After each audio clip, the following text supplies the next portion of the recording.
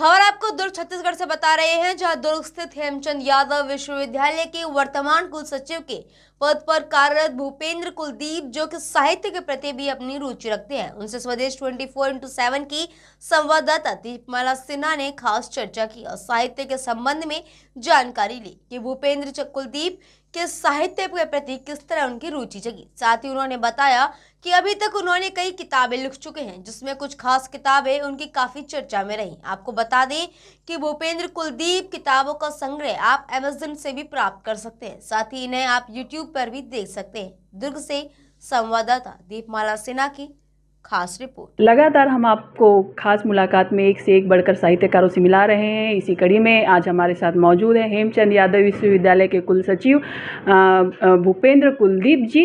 ये भी एक साहित्यकार हैं और बताना चाहूँगी कि ये हेमचंद यादव विश्वविद्यालय के कुल सचिव भी हैं। इतनी बड़ी पोस्ट पर होते हुए भी इन्होंने साहित्य को समय दिया। लगातार ये साहित्य से जुड़े हुए हैं, इनकी रचनाएं बहुत सारी हैं और साहित्य के क्षेत्र में ये निरंतर कार्यरत हैं।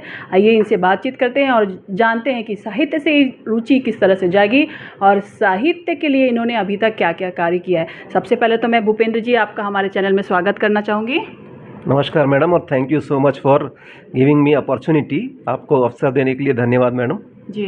सर, सबसे पहले तो मैं जानना चाहूँगी कि जैसे आप इतने बड़े पोस्ट पे हैं, हेमचंद ये विश्वविद्यालय हमारे दुर्ग ज़िले का सबसे बड़ा विश्वविद्यालय, सारे मतलब कहना चाहिए कि यहीं से ही सारे कॉलेज वगैरह सब यहीं से ही विश्वविद्यालय से ही संचालित होते। इतने बड़े पोस्ट पर होते हुए आपने साहित्य के प्रति रुचि दिखाई और इस साहित्य के प्रति रुचि जागी कहाँ से?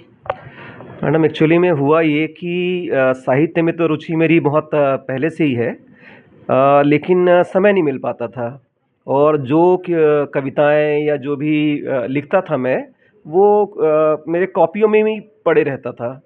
लेकिन जब मैं रजिस्ट्रार बना तो उस समय में इतनी जिम्मेदारियां आ गई थी मेरे ऊपर में कि चिड़चिड़ापन सा होने लगा था, क्योंकि लोग यहाँ पे अपनी समस्याएं लेके आते हैं, तो नेचुरल सी बात है कि मुझे थोड़ा चिड़चिड़ापन अनुभव होने लगा था।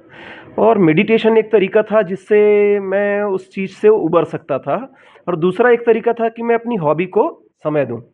और मेरे मन में लिखने की भावना पहले से ही थी, प्लॉट्स मेरे पास पहले ही थे, तो इसलिए फिर मैंने क्या किया कि उस चिड़चिड़ेपन से उबरने के लिए और उस तनाव से उबरने के लिए मैंने लिखना चालू किया।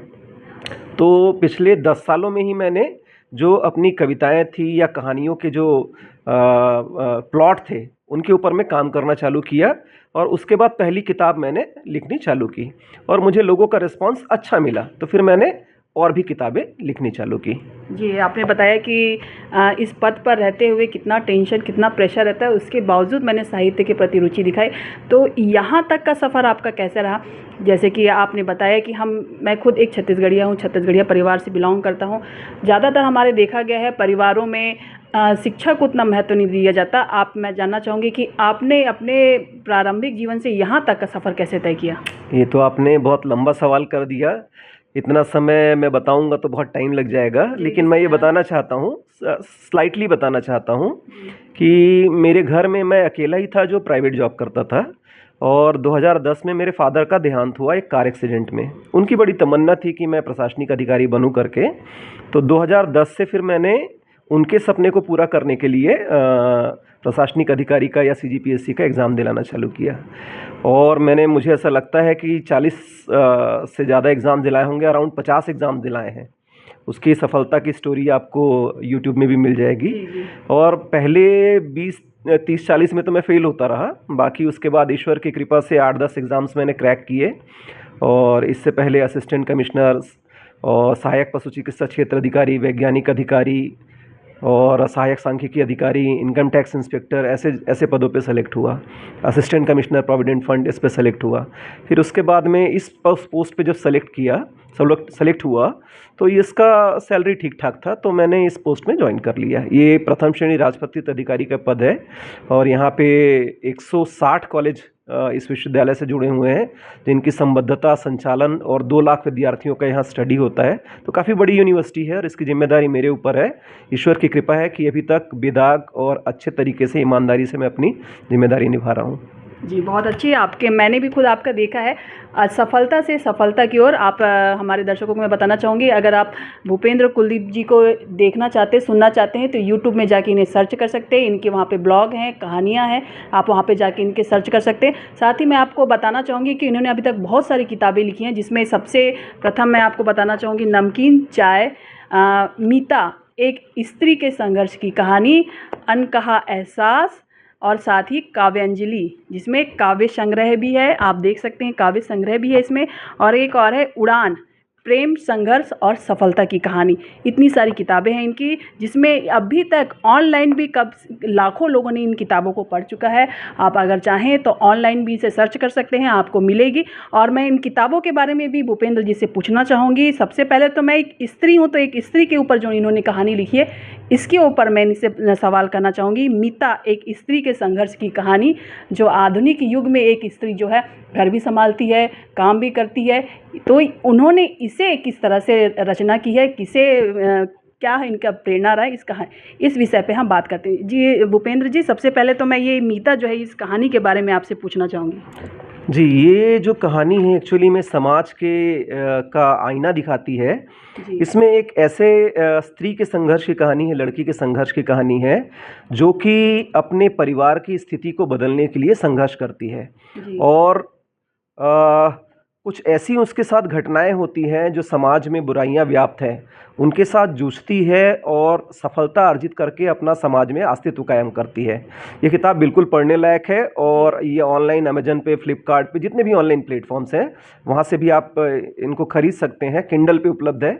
अगर फ्री में पढ़ना चाहें तो मातृभारती पे या प्रतिलिपि पे, ये सब पे भी उपलब्ध है। और ये बहुत ही चर्चित मेरी किताब रही है। अभी तक मेरे ख्याल से 15-16 लाख लोगों ने ऑनलाइन भी इसको पढ़ लिया है। जी आप देख सकते हैं गूगल में सर्च करके। जी तो ये सामाजिक स्तर, स्त्री के मान सम्मान, उसके सफलता की कहानी को दर्शाता है। जी तो ये आप बहुत चर्चित किताब है, बिल्कुल पढ़ना चाहिए। मैं दर्शकों से निवेदन करूंगा कि इनको ये किताब जरूर पढ़नी चाहिए। बिल्कुल बिल्कुल, मैं भी अनुरोध करती हूँ कि अगर आप स्त्री हैं, आप भी अगर स्त्री नहीं है, मतलब कहना चाहूँगी कि अगर आप पढ़ना चाहें ये किताब को तो ज़रूर पढ़ें। एक स्त्री होने के नाते तो मैं ज़रूर ये कहना चाहूँगी कि आपको स्त्री के संघर्ष की कहानी ज़रूर पढ़नी चाहिए। और अगला सवाल मैं कहना चाहूँगी भूपेंद्र जी, आपने किताबें तो बहुत सारी लिखी हुई हैं, तो सबसे ज़्यादा आपको प्रिय, ऐसे तो एक लेखक को अपनी सभी किताबें, सभी रचनाएं सबसे ज़्यादा प्रिय होती हैं, लेकिन कुछ ऐसी किताबें जो हैं जो आपको दिल को एकदम छू गई हों, जो आपको लगा हो कि ये मेरे दिल के बहुत करीब है, कुछ खास है इसमें, ऐसे कुछ किताबों के बारे में हमें बताएंगे? जी, मेरी सबसे पसंदीदा किताब तो मीता ही है। जी जी है ना, यही किताब मुझे बेहद ज़्यादा पसंद है। और मैं दर्शकों को हमेशा निवेदन करता हूँ कि इसके अलावा यदि आपको पढ़ना हो तो नमकीन चाय, एक अनाथ बच्चे की कहानी है जो संघर्ष करता है, जीवन में सफलता अर्जित करता है और समाज की बुराइयों से वो लड़ता है।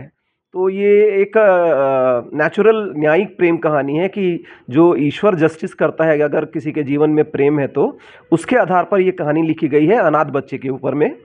तो ये बिल्कुल पढ़ना चाहिए। 2 किताबें मेरी फेवरेट हैं और मीता नंबर 1 स्थान पे है, जिसको मैं बार बार पढ़ता हूँ। जी जी, बहुत अच्छा। सर, आपने एक साहित्य में पिछले कितने सालों से जुड़े हुए हैं और बहुत सारी किताबें भी लिखी हैं, तो अभी तक आपको साहित्य के क्षेत्र में कोई उपलब्धि मिली हो, पुरस्कार मिला हो, तो आपको लगा होगा कि ये इन सब चीज़ों से जो मेरे जीवन में है वो सफल हो गया, जो मेरी लेखनी थी वो सफल हो गई? मैं 3-4 साहित्यिक संस्थाओं से जुड़ा हूँ। यहाँ के जो चर्चित साहित्यिक संस्थाएं हैं उनसे जुड़ा हुआ हूँ। और चिन्हारी करके आपने सुना होगा, जी दुर्गा पाटकर जी और बड़े साहित्यकारों की एक संस्था है, उनसे जुड़ा हूँ। काव्यांश करके एक बड़ी संस्था है साहित्य की, जिनसे जुड़ा हुआ हूँ मैं। और यहाँ से मुझे ऑलरेडी पुरस्कृत किया गया है और शासन की ओर से पुरस्कृत किया गया है मुझे। और मेरी कुछ किताबें जो हैं वो यहाँ के जो विद्यार्थी पीएचडी कर रहे हैं, जो शोध कार्य कर रहे हैं, उनमें भी शामिल है। जैसे कि मेरी एक किताब काव्यांजलि है यहाँ पे, ये किताब मेरे एक बच्चे के पीएचडी में शामिल है ना। जी। तो जो शोध करता है वो भी मेरी किताबों के ऊपर में काम कर रहे हैं। मेरे लिए बड़े गर्व की बात है कि उन लोग काम कर रहे हैं। इतनी ही उपलब्धि मेरे लिए पर्याप्त है कि लोग मुझे जानने लगे हैं और मेरे साहित्य को समझने लगे हैं। जी जी, बहुत अच्छी बात है सर। हमें बहुत गर्व होता है कि आपकी इतनी सारी रचनाएं जो अभी पीएचडी में भी शामिल हो गई, बहुत अच्छी बात है सर। मैं एक सवाल और पूछना चाहूँगी, जैसे कि आप कुल सचिव भी हैं हेमचंद विश्वविद्यालय के और साहित्यकार भी हैं, आपका सबसे ज़्यादा संपर्क युवाओं से रहता है, युवाओं का आना जाना, युवाओं से मेल मिलाप, सबसे ज़्यादा आप युवाओं से जुड़े हुए हैं। तो क्या लगता है सर कि साहित्य के प्रति युवाओं में कम रुचि है, और ये रुचि बढ़ाने के लिए क्या करना चाहिए? मुझे ऐसा लगता है कि जब से नई टेक्नोलॉजी आई है, बच्चे जो है वो सारा इन्फॉर्मेशन चाहते हैं कि मोबाइल पे प्राप्त कर लें, और इस वजह से उनके लिखने की क्षमता घटी है। और कोरोना काल में भी क्या हुआ था कि बच्चों को देखकर लिखना हुआ, शासन ने ऐसा निर्देशित कर दिया था, तो उससे भी बच्चों के जो लिखने की क्षमता थी, पढ़ने की क्षमता थी, वो कम हुई है। मुझे ऐसा लगता है साहित्य में बच्चों को और आगे बढ़ के अपनी संस्कृति को या अपने जो कल्चरल हेरिटेज हैं उनको संजो कर प्रस्तुत करने की आवश्यकता है, ताकि हमारे आने वाले जो वंशज हैं, जो हमारे नए बच्चे हैं, उनको तो कम से कम अपनी संस्कृति के बारे में पता चले। आप मेरी किताबों में ये देखेंगे कि यहाँ पे जो नाम है, शहरों के नाम, और यहाँ पे जो स्थानों के नाम, वो स्थानों के नाम मैंने लोकल मेंशन किए हैं। दुर्ग, रायपुर, बिलासपुर, इन्हीं सब के नाम, रायगढ़, इन्हीं सब के नाम मेरी किताबों में आपको मिलेंगे। बाहर के ये कहीं के प्लॉट नहीं है। ये मैंने कोशिश किया है कि सत्य घटनाओं से मैंने किसी के जीवन से इन घटनाओं को उठा सकूं और उसको कहानी में परिवर्तित करने का प्रयास किया है। जी जी जी, बहुत अच्छी बात है सर। मैं चाहूँगी कि युवाओं भी ज़रूर साहित्य से जुड़े और साहित्य के प्रति रुचि जगाएं। एक सवाल और है सर कि मेरा मन में, कि जैसे कि आपने बताया कि बहुत सारी किताबें लिखी हैं, कविताएं भी लिखी हैं आपने, तो आजकल क्या हिंदी भाषा को भी कमज़ोरी मिल रही है क्या लोगों, मतलब जैसे कि आजकल देखा गया है इंग्लिश के पीछे लोग भाग रहे हैं, इंग्लिश स्कूल हो, इंग्लिश कॉलेज हो, हिंदी तो कहीं ना कहीं पिछड़ गई है। हमारे देश में ही हिंदी भाषा जो है ऐसे हो गई, दबी सी हो गई। तो हिंदी को भी कहीं ना कहीं इसके लिए, भाषा के लिए उठना चाहिए, हिंदी के प्रति लोगों को जागृत करना चाहिए। बिल्कुल करना चाहिए। और अभी तो हमारे देश में हिंदी के प्रति जो अच्छी भावना है वो बढ़ाने के लिए बहुत सारे कवि और साहित्यकार मेहनत कर ही रहे हैं।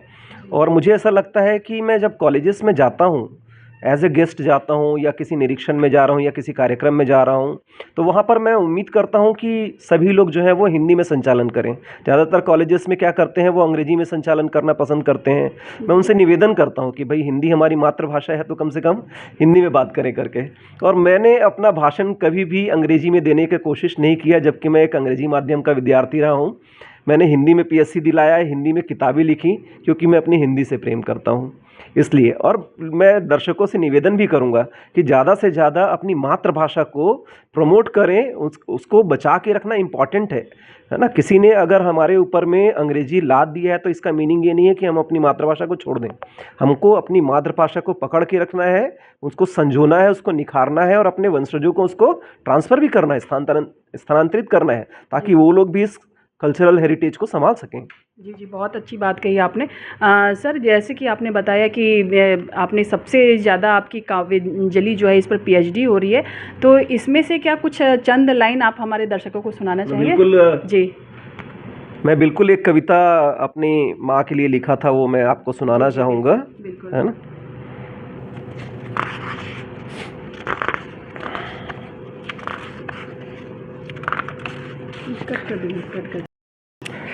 माँ के लिए मैंने कविता लिखी है। दीप शिखा पे चिरमय जलती, दीप शिखा पे चिरमय जलती, ममता में नित झरझर झरती। दीप शिखा पे चिरमय जलती, ममता में नित झरझर झरती, मेरे नयन में हर पल पलती, जननी मेरी तुझे नमन।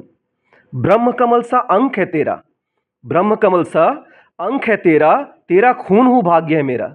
ब्रह्म कमल सा अंक है तेरा, तेरा खून हूँ भाग्य मेरा, रोटी में तू घी को मलती, जननी मेरी तुझे नमन।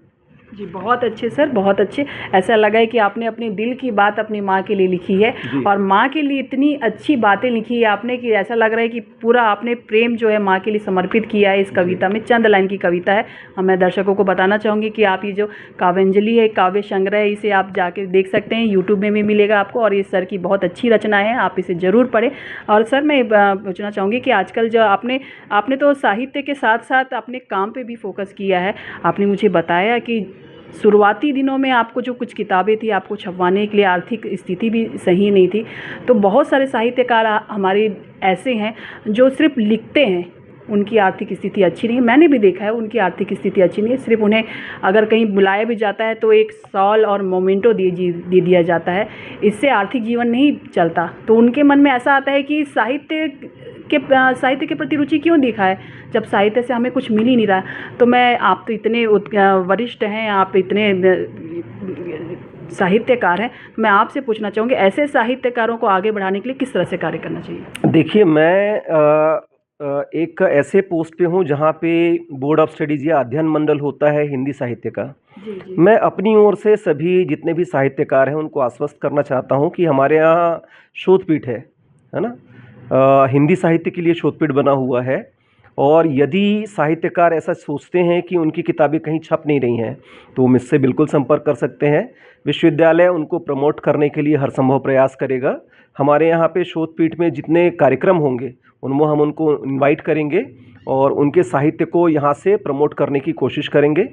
और सरकार भी, छत्तीसगढ़ी हिंदी ग्रंथ अकादमी है सरकार की ओर से, जो प्रमोट करती है ऐसे साहित्यकारों को जो लिखते हैं या कहीं नहीं जा सकते, वो सरकार को छत्तीसगढ़ ग्रंथ अकादमी को संपर्क भी कर सकते हैं। और इसके अलावा भी प्राइवेट में बहुत सारे ऐसे प्रकाशन हैं जो कि कम खर्च पे आपके साहित्य का प्रकाशन करते हैं। प्रमोट करने के लिए ढेर सारे प्लेटफॉर्म्स हैं मैडम, सोशल मीडिया है, आप लोग हैं, न्यूज़ चैनल्स हैं जिनके थ्रू वो अपना प्रमोट कर सकते हैं। बाकी विश्वविद्यालय की ओर से जो भी सहायता संभव होगा मैं बिल्कुल अपने साहित्यकार मित्रों को प्रोवाइड करने का प्रयास करूंगा। जी, बहुत अच्छी बात है सर। आप अपने साथ साथ चाहते हैं कि और भी जो साहित्यकार है वो आगे बढ़े, साहित्य को आगे लेके जाए। कहीं ना कहीं हमारे देश में जो पुरातन है, पूरा संस्कृति है, ये साहित्य से जुड़ी हुई है, लेकिन हमारे भारत देश में कहना चाहूँगी कि कहीं ना कहीं कमज़ोर पड़ जाती है क्योंकि इनकी आर्थिक स्थिति सही नहीं हो पाती है। इसलिए तो ये हमारे दर्शकों को बताना चाहूँगी, अगर आपकी भी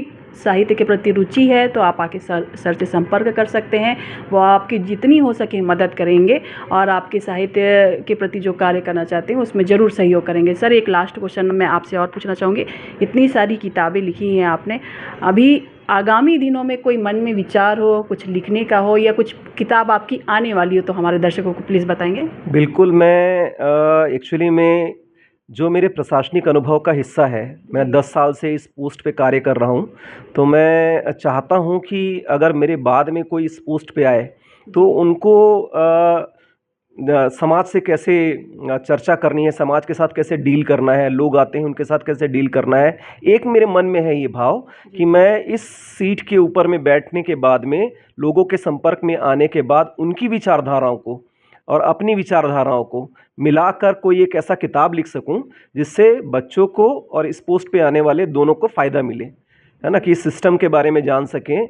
ऐसा एक किताब लिखने की मेरी प्लानिंग है और इसको मैं जोड़ना चाहूँगा हमारे अध्ययन मंडल के साथ या बच्चों के करिकुलम के साथ में, ताकि वो लोग भी प्रशासन के बारे में समझ सकें कि ये विश्वविद्यालय कैसे काम करता है, लोगों से डील कैसे करना है ना। सेना का व्यक्ति आया है तो कैसे बात करनी है, बुजुर्ग व्यक्ति आया है तो कैसे बात करना है ना, कोई परेशानी लेके आ रहा है तो उससे कैसे डील करना है। ये चीज़ें आनी चाहिए, समझ में आनी चाहिए, क्योंकि ये किताबों में नहीं मिलती, ये अनुभव से मिलता है। तो उस अनुभव को मैं लिखने का प्रयास करूँगा आने वाले दिनों में और उम्मीद करूँगा कि सब लोग उसको पढ़ेंगे। जी, बहुत अच्छा सर, आपसे बातचीत करके हमें बहुत अच्छा लगा। हमारे दर्शकों ने भी जाना कि साहित्य के प्रति किस तरह से इन्होंने काम किया है, कितनी सारी किताबें लिखी हैं।